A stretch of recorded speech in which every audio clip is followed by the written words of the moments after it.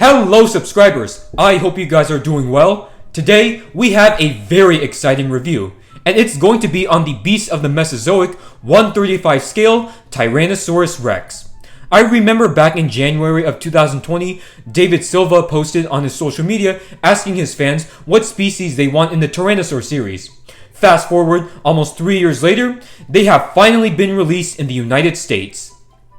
So, out of the three Beasts of the Mesozoic series, the Raptors, the Ceratopsians, and the Tyrannosaurus, the Tyrannosaurs were the ones I was looking forward to the most. I mean, how can I not be? Who doesn't want a superposable figure of the most famous dinosaur of all time, especially one in 1/35 scale?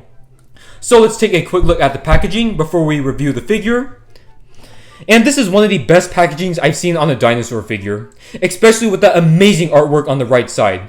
Down here you got Tyrannosaur Series 1/35 scale, Tyrannosaurus Rex, ages 15 and up, Beast of the Mesozoic. On the top, you've got the Beast of the Mesozoic title once again, which is also present on this side of the package, and on this side. And on the back, you can see some nice rocky texturing. On the back, you've got a render of the T-Rex figure and some facts about the Tyrant Lizard King. On the bottom, you've got the other Wave 1 Tyrannosaurs. The Guanlong, the Dilong, the 1/18 scale T-Rex, the U-Tyrannus, and the juvenile T-Rex. So, that's about it for the packaging. Let's open it up and see if it's worth your money. Like the other Beasts of the Mesozoic figures, this T-Rex comes with a cool collector card. This side features that wonderful artwork you already saw on the packaging, and on the background has this beautiful purple sky, the tree line, another Tyrannosaurus, and some pterosaurs, which are presumed to be Quetzalcoatlus. And on this side, there's a render of the figure and some facts about T-Rex. Here we have the Beast of the Mesozoic 1/35 scale Tyrannosaurus Rex out of the packaging, and oh my goodness, isn't this thing in a league of its own? We're not even going in depth with the figure, and you can already pick out so many great features, like its coloration, posable joints, and detailing. So, was that super long wait worth it? I have to say, it was absolutely worth it, and this is only just one figure out of the entire Tyrannosaur series. Let's bring out the tape measure for some quick measurements. From head to tail, this T-Rex is about 14.25 inches long. As for a height, it's about 4.5 inches tall at the hips. T-Rex was about 12 to 13 meters in real life, so with those measurements, this figure would fit perfectly in its 1/35 scale range. Starting off with the head sculpt, we are already off to a great start with the detailing. Just look at that stunning head sculpt. Especially all the thicker scales around the lips. The only bad thing I can say is the slight shrink wrapping around the eye and the fenestra, but it really isn't that noticeable, especially when you view it from a distance. Then you could point out the ear hole on the skull, and the keratin crest, which most T-Rex depictions show nowadays. And looking at it from the front, you can see the nostrils and the forward-facing eyes. Some more sculptural detailing can be seen inside of the mouth, including the tongue. The teeth are individually sculpted and are partially hidden by the lips. All across the figure are these very small, bird-like scales, and these are one of the reasons why this figure looks so lifelike. They are considerably different from the thicker crocodilian-like scales of the Ceratopsian series or even the Jurassic Park T-Rex. The scales on the underbelly look just as good and are about the same size as the one on the upper part of the body, though the ones on the bottom of the hip are a little bit different. You can see that they're a little bit thicker. I almost forgot to mention the wrinkles all across the dinosaur. They're mostly detailed on the torso, the bottom of the jaw, and the top of the neck. The sculpt and detailing is my favorite feature of this figure, but my second favorite aspect has to be the paint job. Red is my favorite color, and I absolutely adore red dinosaurs, especially red T-Rexes. Now, I'm not good with my colors at all, so I'll identify them to the best of my ability. So, the top is like a very dark brown, and the main color is a dark red, probably a brick red. And the underbelly is like this orange apricot color. And some of the more straightforward colors is beige for the teeth, pink for the interior of the mouth, blue for the eye with a black pupil. I really like the addition of a blue eye. And of course, black for the hand claws and the toe claws. I really like how the colors of the beasts of the Mesozoic dinosaurs are based off real reptiles like lizards and snakes. The colors of this T-Rex are inspired by the earless monitor lizard. Before we go over articulation, let's talk about these accessories. So this T-Rex comes with interchangeable legs and feet. So there's 3 pairs of feet. These ones are the standard flat feet. This piece, you can see that the tips of the toes are pressing against the ground. And this one is kind of in a mid-stride pose, like the toes are about to touch the ground. Then there's the articulated legs, which thankfully are not as loose as I previously thought.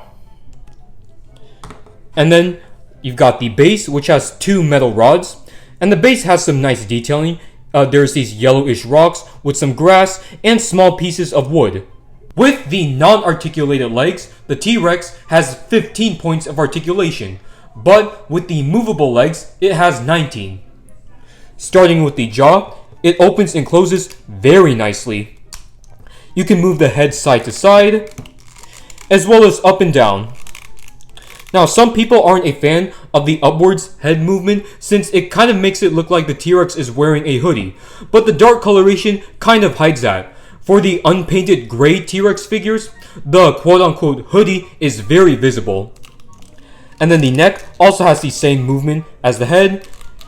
Well, when it comes to side, you can't move it up and down at all. And it's made out of a thinner, softer plastic, so it will make the head and neck movements much easier. Surprisingly, the tiny arms can also articulate. When I heard that these arms were going to be movable, I was kind of nervous. They are very small in proportion to the body and therefore would be more fragile. But out of the box, they are very smooth. They do not feel brittle at all. Though for the shoulders, they really only move up and downwards. They barely move forwards and backwards. And then the waist has a good amount of movement. It can move side to side just like the neck, as well as up and down.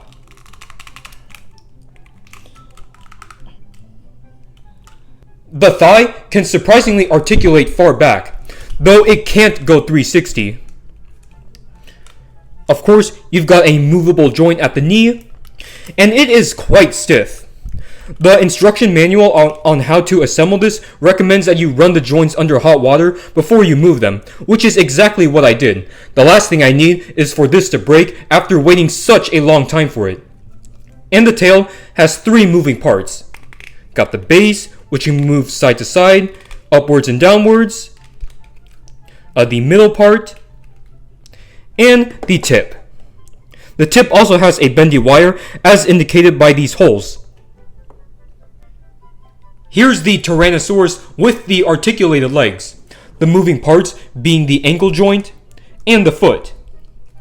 At first, I thought that these were just pointless. I was like, what's the point of these articulated legs when you can have the cooler posable ones? But I'm so glad that the non-movable legs were included. As you guys saw earlier in the video, the figure stands perfectly with these. The same can't be said for the movable legs. So they are kind of loose, especially the foot joint. And that causes the Rex to lean forward all the time. He can't really stand unless you've got the base. Speaking of the base, here is the dinosaur on it with a different foot piece. And I forgot to mention that only the non-articulated legs has the hole to put on the metal pegs. This is my favorite position to put the Rex in, the simple walking pose. Now the figure can balance well on the base as long as the foot is fully onto the metal peg and is touching the base. Without it, it's just going to topple over as usual. Starting off with our comparisons, here is the only other beast of the Mesozoic figure that I have, the subadult Triceratops, which could also be a 1/35 scale adult. This could work as an exceptionally large individual. Just look how big he is compared to the T-Rex. At first, I really wasn't into beasts of the Mesozoic. It's mainly due to the pricing, and at the same time, there were so many other good figures coming out from Collecte, Eofauna, and PNSO that they just got swept aside. But after I got the Triceratops, I was like, whoa, these are very nice. And then when I got the Rex, I was like, I have to get more figures from this line. The Utyrannus and Chasmosaurus are definitely next. Next, Here is the reborn Tyrannosaurus Rex Kiss. This was my favorite T-Rex figure as well as my favorite figure in my entire collection. But I'm going to have to give that title to this one. This thing is just really something else. The detailing is just as good as Rebor's, the paint job is more appealing, especially since it's red, and there's so many posability options. Don't get me wrong, I still think that this one is a stellar figure, especially with its lifelike appearance and heftiness. Here is the PNSO Winter Wilson T-Rex. I remember when this guy was first revealed, everyone got super excited that we were finally getting a chunky, scientifically accurate T-Rex model. But now, there's so many options with Reborn, Beast of the Mesozoic, and the upcoming one from Eofauna. Here is the Mattel Jurassic Park Hammond Collection T-Rex. This one is meant to be scientifically accurate, whereas this one is supposed to represent the stylized beast from the Jurassic films. Next, here is another superposable dinosaur figure, the Hammond Collection Concavinator, which is similar in size to this T-Rex. Now let's bring in some megatheropods. Here is the PNSO Spinosaurus, the Eofauna Giganotosaurus, the GR Toys Carcharodontosaurus, and the Collectae Mapusaurus. Here is the Safari Ltd Albertosaurus and the PNSO Suchomimus. Let's bring in some dinosaurs from the Hell Creek Formation. Here's the Anzu and Pachycephalosaurus from Safari Ltd, the Ankylosaurus from PNSO, the PNSO Torosaurus, and the Eofauna Triceratops. Last but not least, here is the Beast of the Mesozoic Tyrannosaurus next to the Collectae Xiphactinus and the Collectae Mini-Xiphactinus. Well, that wraps up my review on the Beast of the Mesozoic 1/35 scale Tyrannosaurus Rex. If you guys couldn't tell already, I absolutely love this thing. The articulation is good enough, but the sculpting, detailing, paint job, and scientific accuracy are all stellar. This figure deserves an easy 10 out of 10. If you want one for yourself, you could buy it off of creativebeaststudio.com. I'll leave a link in the description down below. So if you guys enjoyed this video, leave a comment, like, and subscribe. It really supports my channel. And I'll see you guys in the next video.